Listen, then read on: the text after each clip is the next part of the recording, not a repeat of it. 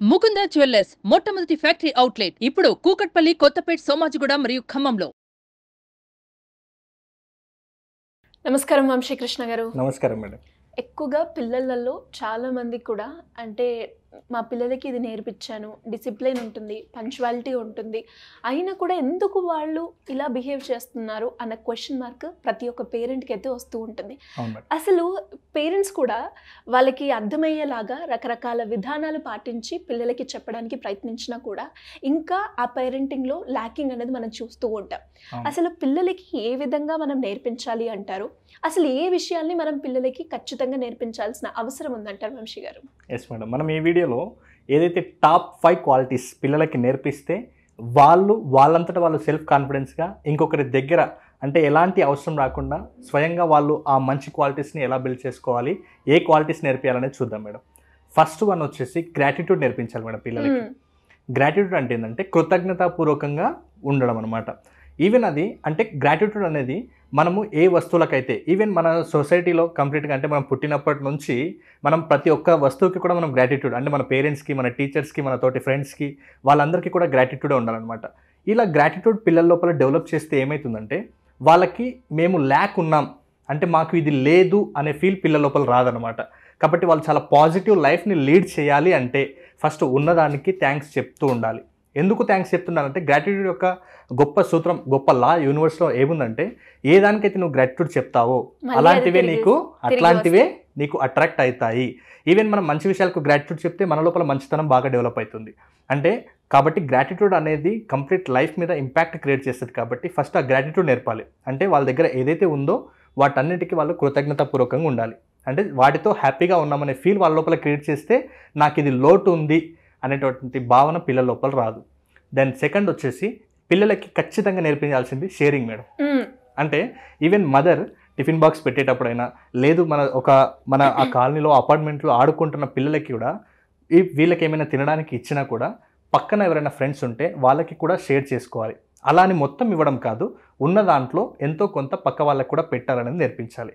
ఈ హ్యాబిట్ని మనం చిన్నప్పుడు నేర్పిస్తే వాళ్ళ లోపల ఇప్పుడు గ్రాటిట్యూడ్ డెవలప్ అయిందంటే ఖచ్చితంగా ఈ షేరింగ్ అనేది ఆటోమేటిక్గా డెవలప్ అవుతుంది. సో ఇప్పుడు షేరింగ్ ఇవ్వడం వల్ల కూడా వాళ్ళ లోపల ఒక పాజిటివ్ ఇంటెన్షన్ ఉంటుంది. అంటే మనతో ఏదైనా ఉంటే అది ఇవ్వాలి, వేరొకరికి ఇవ్వాలి అనేది వస్తుంది. మన యూనివర్స్లో లా ఏముందంటే నువ్వు ఏదైతే ఇస్తావో అదే నీకు తిరిగి వస్తుంది. అది మంచి కావచ్చు, చెడు కావచ్చు. మంచి ఇస్తే మంచి, చెడు ఇస్తే చెడు. కాబట్టి మనం చేసేది మంచి. కాబట్టి ఆ షేరింగ్ నేర్పిస్తే వీళ్ళకి కూడా ఒక అద్భుతమైన ఒక పాజిటివ్ ఇంటెన్షన్ ఉంటుంది. సో ఇప్పుడు చిన్నతనంలో నేర్పించిన ఆ షేరింగ్ హ్యాబిటే ఫ్యూచర్లో పెద్దగైన తర్వాత పేరెంట్స్కి కూడా షేర్ చేయాలి. అంటే మనం ఏమైనా తెచ్చుకుంటే మనం ఒకరం తినడం కాదు, మన పేరెంట్స్కి కూడా పెట్టాలి, మన పేరెంట్స్ని కూడా కేర్గా చూసుకోవాలి అనే ఆ ఇంటెన్షన్, ఆ బీజం మనం చిన్నతనం నుంచే వాళ్ళ లోపల నాటిన వాళ్ళం అవుతాం. కాబట్టి షేరింగ్ అనేది ఖచ్చితంగా ఉండాలి. అవసరమైతే ఒక టిఫిన్ బాక్స్లో మన పిల్లలకి ఏదైనా ఫ్రూట్ ఇస్తే దాంట్లో ఎక్స్ట్రా ఫ్రూట్ ఇస్తే ఎవరైనా మీ ఫ్రెండ్స్ తెచ్చుకునే వాళ్ళంటే వాళ్ళకి షేర్ చేయండి. ఒకవేళ 3 ఇడ్లీలు తింటే ఒక ఇడ్లీ ఎక్స్ట్రాగా పెట్టండి. ఎవరికైనా మీ ఫ్రెండ్స్కి బాక్స్ తెచ్చుకునే వాళ్ళకి ఉంటే ఇవ్వండి. ఇలా షేరింగ్ చేయడం వల్ల మనం ఏది ఇస్తే అది తిరిగి వస్తుంది.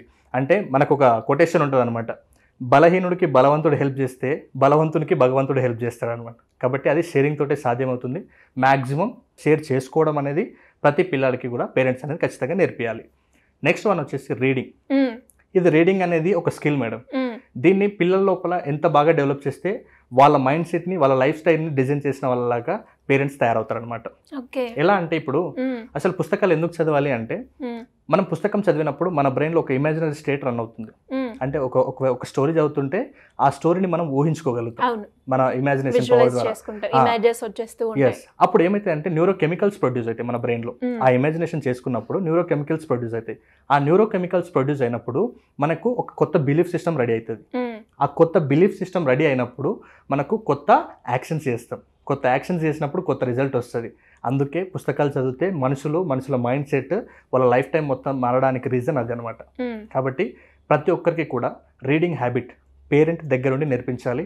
ఇప్పుడు నేనేమంటానంటే పిల్లలకు రీడింగ్ హ్యాబిట్ నేర్పించాలి అంటే ఫస్ట్ పేరెంట్స్ చదవాలి.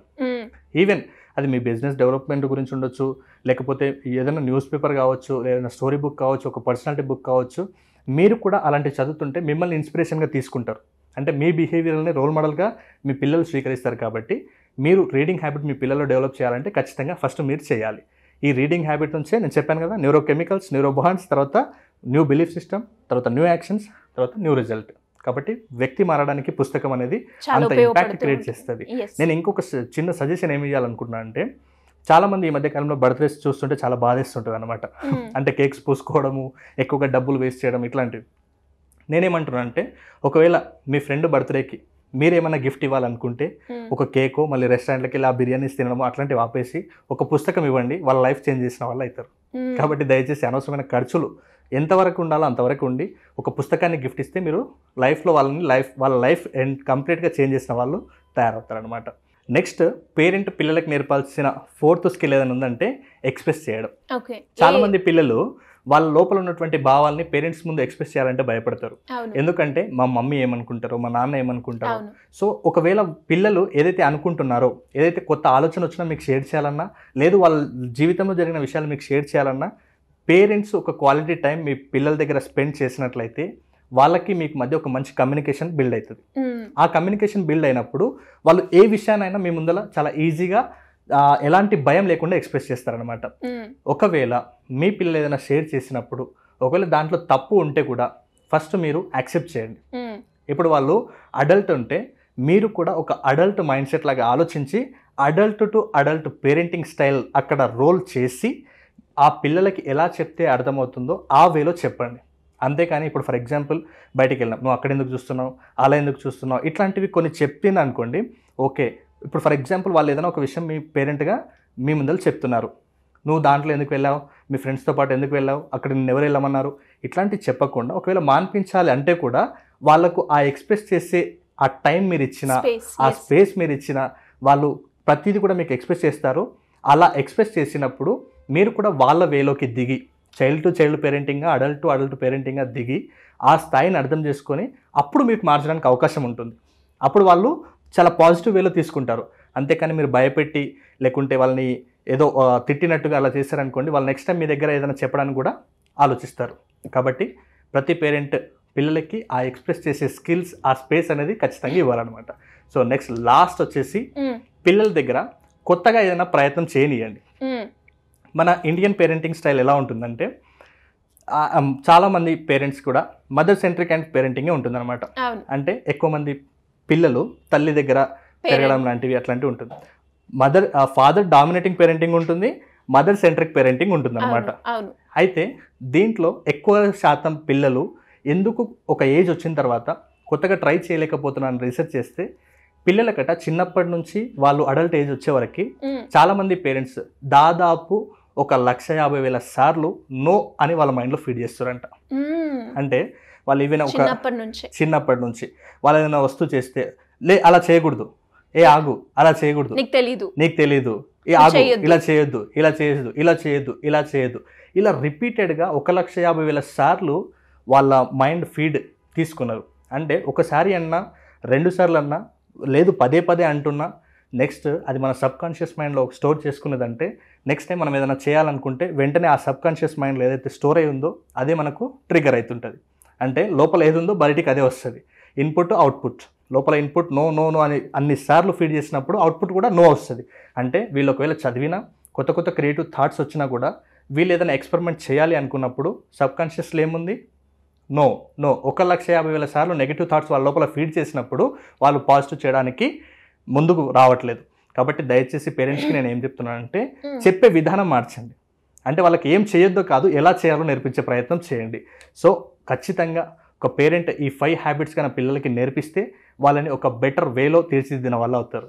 మీ అందరి కోసమే ఒకవేళ ఎలాంటి స్టడీ స్కిల్స్ ఉంటాయి, ఎలా మేము స్టడీస్లో ఈజీ కావాలి, మేము కూడా టాపర్ ఎలా అవ్వాలి అనుకునే ప్రతి ఒక్కరికి కూడా ప్రతి సండే కూడా మనం మెమరీ అండ్ స్టడీ స్కిల్స్కి సంబంధించి ఎగ్జామ్ ఫియర్ని ఎలా ఓవర్కమ్ చేయాలి, అంటే ఒక స్టూడెంట్కి ఏదైతే అవసరమో, అంటే వాళ్ళ స్టడీస్లో వాళ్ళు ఈజీగా వాళ్ళు ముందుకు వెళ్ళాలంటే ఏ స్కిల్స్ వాళ్ళకు ఉంటే వాళ్ళు స్టడీస్ని ఇబ్బందిగా ఫీల్ అవ్వరో అలాంటి అన్ని స్కిల్స్ ఏమేమి ఉంటాయి, ఎలా నేర్చుకోవాలనే విషయాల పట్ల ప్రతి సండే రోజు కూడా మనం డెమో క్లాస్ని కండక్ట్ చేయబోతున్నాము.